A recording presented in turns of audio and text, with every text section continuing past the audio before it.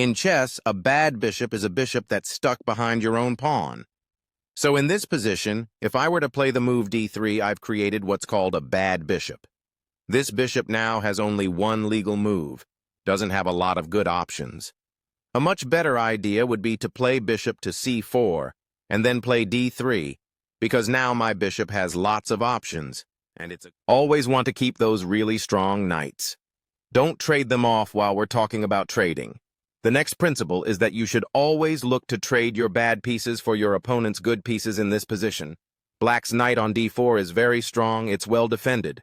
We can't harass it with our pawns because they've already been moved forward, and it's controlling a lot of squares on our side of the board. We also have this knight here, though. That's not really doing a whole lot. It's on the back rank. It's kind of not very good, so if we could trade those two pieces off, guess who that's going to benefit? So, for example, the square g5 is not an outpost because after the knight moves, this pawn could move forward and attack your knight, let's say. So that would not work.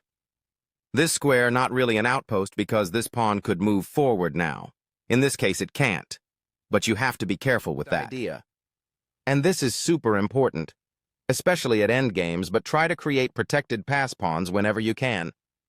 So in this position, it's our move. We could just trade this pawn off takes. And then we have pretty even position here. You know the kings are probably going to try to come up, and who knows what's going to happen. But a better option for us is to play the move a5.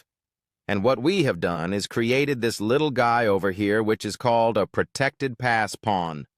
So it's a pass pawn because there's no opponent's pawns that can stop it from becoming a queen, and it's protected because it's got a pawn over here that's protecting it. Really, really good, because now Black's king is forced to come this way. And by the way, the king actually can't catch it because you can make this little box here, and the king is not going to be able to enter the box. But let's just say, we'll waste a move here. We'll give Black an extra move. Now the king can stop it. But even so, the king is basically stuck guarding this pawn, and our king can run over here and do whatever we like. Probably just gobble up all these pawns, and if Black ever tries to come over here and stop us, well then we're like, okay, I'll go get a queen. So protected pass pawns extremely good, especially at the end of the game.